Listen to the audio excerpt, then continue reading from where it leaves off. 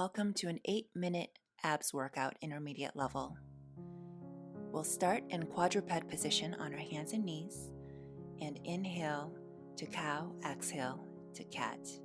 Engaging our abs to lengthen our spine both ways, trying to create space between each vertebra, even as we're arching and rounding our back.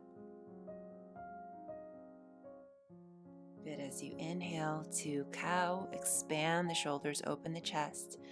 As you exhale to cat, engage the abs, pull the belly button up towards the ceiling.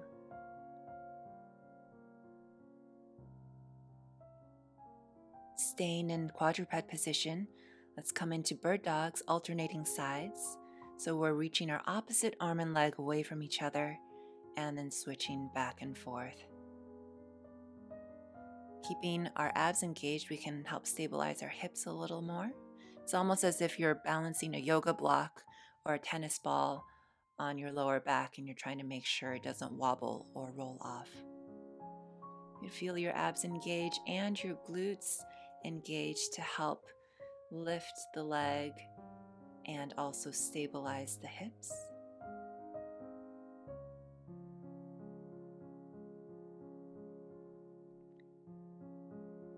Next, we're coming onto our backs, exhaling slowly to roll down in FRANKENSTEINS.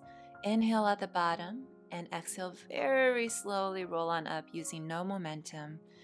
Reach forward for a little hamstring stretch. Inhale upright and then exhale, slow roll down again.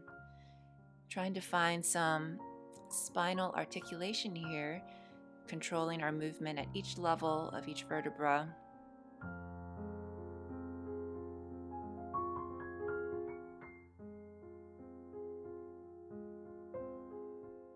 Next, we're coming into a side plank on our elbows,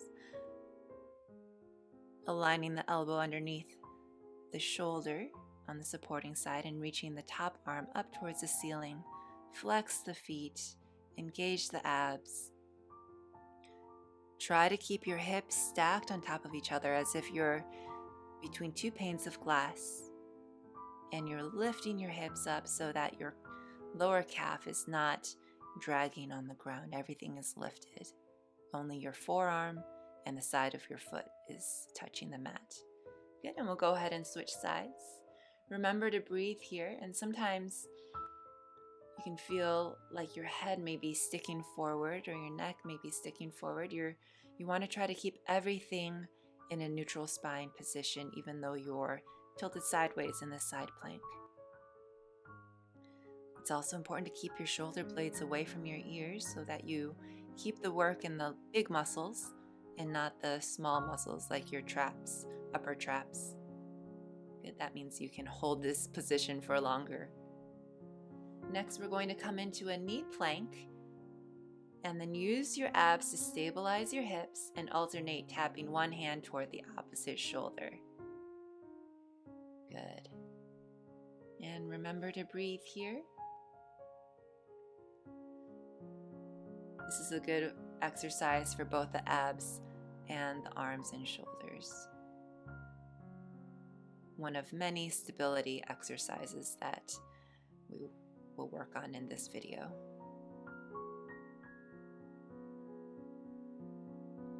Okay, next we're coming onto our seat into Russian twists. So keeping your spine neutral, you're going to hinge back from your hips and then slightly twist your shoulders side to side. So not just your arms, your entire upper torso is twisting. You can keep your feet on the ground for this version, or if you feel like you'd like an additional challenge, you can float your feet up in the air. The important thing is to keep your knees and hips still so that the exercise is isolated to your abs. Good. Make sure you keep pulling the belly button in here. Keep breathing. Chest is wide and open, not curling into itself.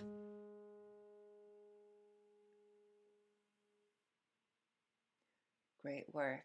Next, we're going to work on our side muscles a bit. So coming into a gate pose, aligning your wrist, knee, and toe in one line. You're going to balance there and then exhale as you bring the upper arm and knee towards each other. Good. So on the inhale, you're lengthening your top arm and leg away from each other, and then on the exhale, you're bringing the elbow and knee towards each other while keeping a neutral spine. Good. Again, you're pretending like you're between two panes of glass, so you're keeping a neutral spine.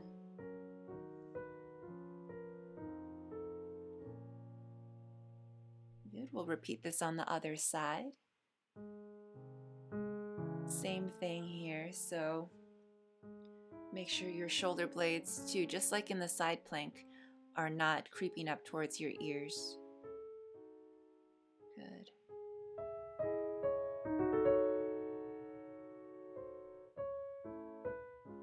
Thinking about length and thinking about stability as you lift that leg to bring that knee towards the elbow.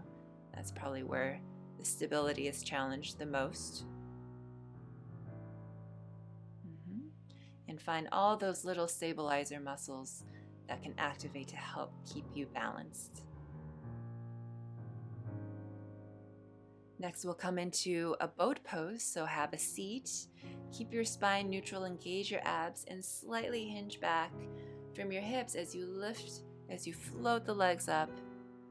You can either keep your hands free, it's just a little more difficult, or you can hold on to the thighs with your hands for a little assistance. Keep breathing and keep pulling the belly button in. Again, opening the shoulders, opening the chest. Try not to cave in with that chest.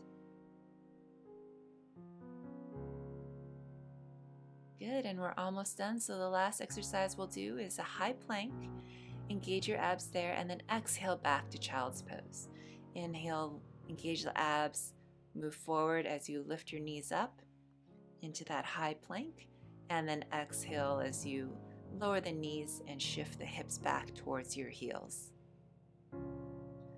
Good. So in the child's pose, feel a nice long lengthening of your spine. Good. You'll feel a little stretch in the underside of your shoulders as well. Great work. Thank you so much for joining me in this workout today.